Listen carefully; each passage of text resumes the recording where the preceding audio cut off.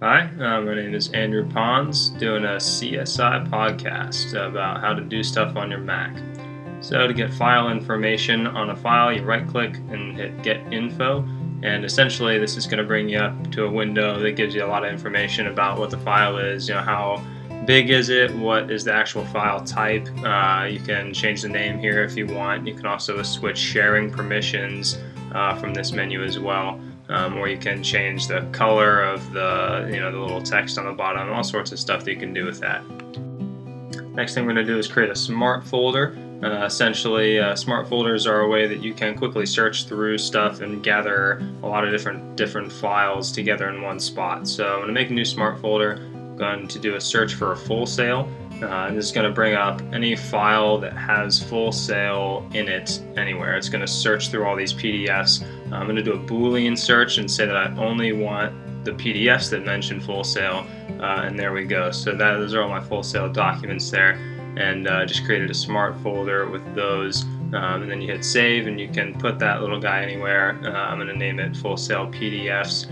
I'm going to save it to my desktop real quick, and I don't really want it in my sidebar, so I'm going to uncheck that box, and boom, that is a smart folder.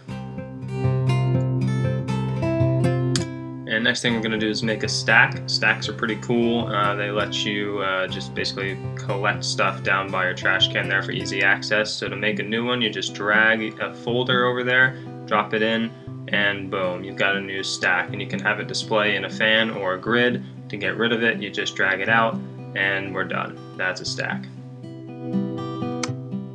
The dock is pretty cool. Basically, the dock is the little guy that's down on the bottom of your screen. You can change the position for it to be on the left or right.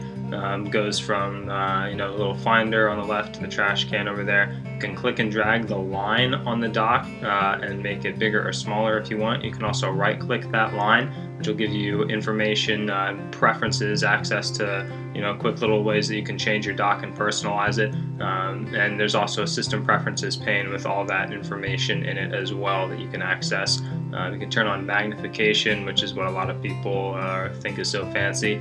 I usually leave it off, but there you go. Force quit, pretty cool. Basically like Control-Alt-Delete on a PC. If you've got a program that's not responding to you and you're getting the beach ball, you can hit the Apple menu and hit Force Quit, and that'll bring you up a menu of all your open applications. You can pick which one you want to quit, and then just say Force Quit, and a little window will pop up saying, hey, you sure? You say yes, and you've just force quit that application. Spotlight is one of my favorite features. It's basically a quick search tool. It's up here in the top right. You can click on it and basically start typing anything. And if you hit enter, it'll pop up with whatever the top result was. In this case, I typed Chrome. You can also access it by hitting Command Space. You can do really cool things with it, like get dictionary definitions for stuff. It's pretty handy, and I use it regularly as an application launcher. System preferences is basically like a control panel on a PC. You can access it from the Apple menu there. It has a lot of different settings you can change. You can go to your general settings, and that'll give you all sorts of stuff about your scroll bars, and you can go to mission control, which is this little fancy guy right here. You can edit your settings for that. You can also go to things like users and groups. This is where you can add or delete users on your computer, as well as change your password or your account picture. There's a lot of different cool things you can do in system preferences. Part of system preferences is security features. I'm on OS X Mountain Lion 10.8.2, so the preferences for you might be different. But you can access them in the security and privacy settings within system preferences, and from here you'll have to enter your password to continue to do anything, make any changes of course, but you can turn on your firewall.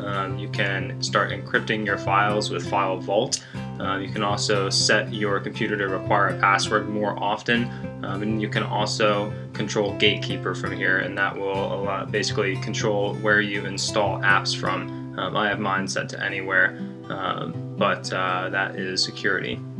Changing your desktop background, also done from within System Preferences usually. You can go there and then hit up the Desktop and Screensaver section under Personal, and essentially you can pick any photo that you have on your computer. I've got mine sourcing from my Pictures folder, but you can actually add any folder where you have pictures stored, and basically just pick anywhere. You can also drag a photo up into the little box to change that as well.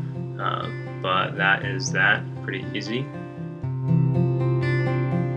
Energy Saver is also a part of System Preferences, and essentially that is going to control things like when your computer goes to sleep, things like when it wakes for network access and all that stuff. There's different settings for whether or not you're plugged in or on battery. You can set those two things independently of one another, so it behaves one way when it's plugged in and one way when it's on battery.